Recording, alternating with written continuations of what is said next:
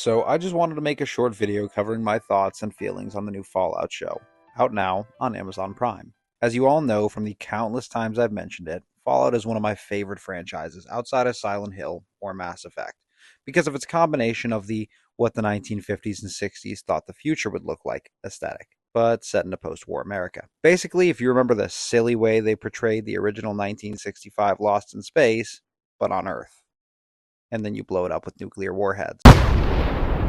Please assume the position. Something about the style, the way they talk, You're gonna go to Mamba, but it's gonna be in the moon! but not like that. I didn't think you'd want to come here until we'd been pinned for a little while. Oh, Skip. You can pin me anytime you want to. Yeah, there you go. The way they dress, the music from the time is absolutely phenomenal, and I would wager to bet I'm not the only person who tuned into Diamond City, Here's music. Galaxy News, And now, some music. or Radio New Vegas and listened to the same 20 songs on constant loop for days on end and didn't think once to turn it off. Gonna play a song for you right now, and it's about that special someone you find only once in a blue moon. But this isn't just about the 3D universe. This should pay homage to the originals, Fallout 1 and 2. And I'd love to tell you how fantastic they are, but unfortunately, I didn't hear about the series until they released Fallout 3, at which time I no longer had access to a PC, and still to this day, it's sadly not in my budget. You so much as breathe wrong, and I'm gonna.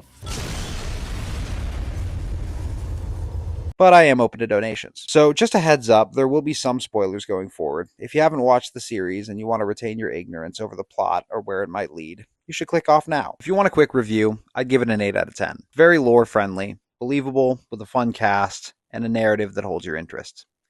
It could have used some more creature battles, but it's still a fantastic show. Without further ado, let's get into my thoughts and theories. To understand the show, we have to quickly explain our three main protagonists, which consists of Lucy McLean, a bright-eyed yet naive vault dweller who is on a mission to rescue her father after he was kidnapped by raiders who infiltrated their vault. Maximus, a Brotherhood of Steel squire who finds himself donning a suit of T-60 power armor after a deadly but admittedly hilarious mishap with its previous owner in a Yaogwai. And last but not least, we have Howard Cooper, or the Ghoul, a pre-war American turned ghoul after the nuclear fallout in 2077, and he's on a mission to collect a bounty. There is a side plot featuring Lucy's brother Norm McLean, who may or may not be a child, but I'm not entirely sure. They bring up previous jobs he's been given in the past, and you can see him dicking around on Atomic Command, a Pip-Boy video game set in the Fallout universe, but I don't think they ever discuss his actual age, although his body says that he's still waiting for puberty.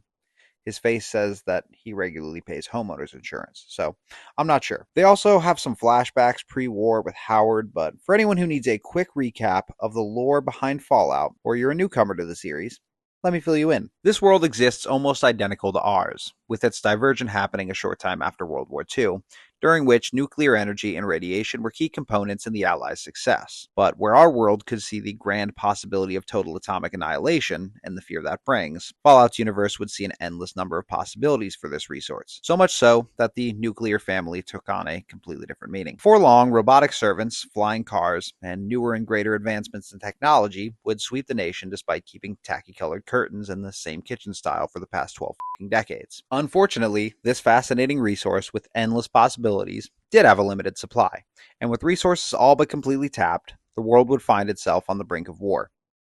Again, the Resource Wars, a conflict that every world superpower would claw at for the remaining scraps of petroleum and uranium, not helped by the push for bigger and greater advancements in technology that would rely more heavily on them. This would inevitably lead to the Great War. On the brink of nuclear war once again, the large corporations across America would be contracted by the US government for better weapons and armor, among other things. One known company, Vault-Tec, would develop hundreds of massive vaults around the country to sell spaces to families in fear of nuclear war, and would successfully house thousands of residents in their patented Vault-Tec vaults, leaving millions still above the surface to either perish or find other means of survival. And on October 23rd of 2077, the bombs would fall.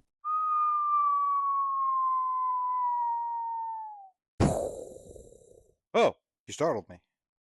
I'm sorry, I'm sure this looks very unprofessional. So you get the gist of things, and any blanks I didn't fill in, or curious individuals who want to hear more, I'll leave a link to a fantastic Fallout content creator by the name of Nort. Anything Fallout from lore, Easter eggs, mysteries solved, and theories, he's your guy.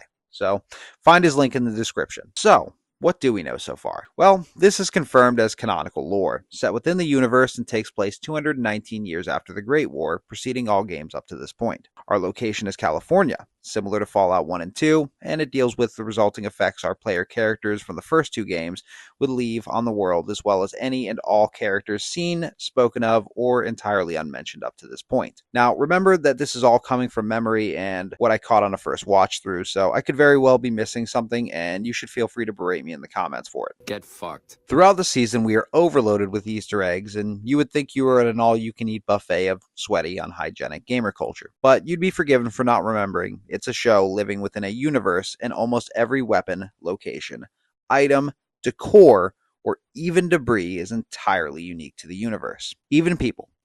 Now, to those of you unfamiliar with the series beyond the show, or even unfamiliar with the show itself, it would be impossible to recognize Robert Edwin House, the founder of Robco Industries and the de facto ruler of New Vegas, at least up to 15 years prior to the timeline of the show, not including flashbacks. Whether or not he is still in charge is yet to be seen, but considering our final shot of the season, we will know sooner or later. The show does a phenomenal job of bringing us into the lives of these characters and those around them. As fans of the series, we are thrown into the folds of day-to-day life within some of the most recognizable factions and facilities we've come to be accustomed to, while newcomers are treated to enough information and context clues to understand who these people are and why they're important. At the same time, the show doesn't take itself too seriously, even during some moments when it feels like it's oversharing. Messing around with your cousin, it's all well and good for kids, but it's not a sustainable long-term sexual practice, you know? One thing I appreciated is that it doesn't rely too heavily on its source material. Yes, so many Easter eggs from the game still exist in the show, but it doesn't need to pull from its endless list of names, places, and turning points in the story to keep people interested. It tells its own story, which leads me to my next point. Although the story is entirely its own, with its own tragedies, mishaps, and twists, it's not so far off the rails that it feels like something new, and it doesn't feel like it's entirely panhandling to the thousands of overweight, balding 30 and 40-year-olds with carpal tunnel and a limited edition T60 helmet. And trust me, the second I start seeing signs for Bethesda Boulevard or someone referring to themselves as the Lone Wanderer, I'm going to remove this fucking video. And I know Cooper's first name is Howard, and maybe that's a shout out, but man, fuck Todd. He didn't create the series and resides as Bethesda's mascot and the fans' go-to toilet bowl when they've downed their Chipotle order and Preston Garvey tells them there's another settlement that needs their help. I don't particularly like fan service, but in certain cases like bobbleheads or Mr. Abraxo's posters that are iconic to the universe, it can be unavoidable. Now, if you haven't seen it, don't expect to see too many iconic faction or monster run-ins. A few teases for possible future content and a handful of popular monsters and factions, from rad roaches and YLYL to fiends and ghouls. The show is very heavy on its story and leaves you wondering what the mystery is. What's the big experiment in Vault 33? Why was the Enclave scientist so important that everyone wants his head? Literally. When will the show stop fucking around and someone just call him dog meat? I'm kidding, it's fan service, and I hope they never do. Maybe those German shepherds are all dog meat, and that's how he manages to appear to every player character over vast distances of land and over the course of several decades. Who knows? And for those in the comments that will argue that dog meat was originally a blue healer breed, I'm not sure if Bethesda retconned that idea or expanded on the lore behind the characters, but those are German shepherds, this is California, and the last game in that region took place over 50 years ago. So, I don't know what to tell you. The show is well done, and as a fan or someone just looking for a good sci-fi adventure, it's definitely a good time, and the twist, in my opinion, is well worth the build-up. And honestly, I can't wait to see more.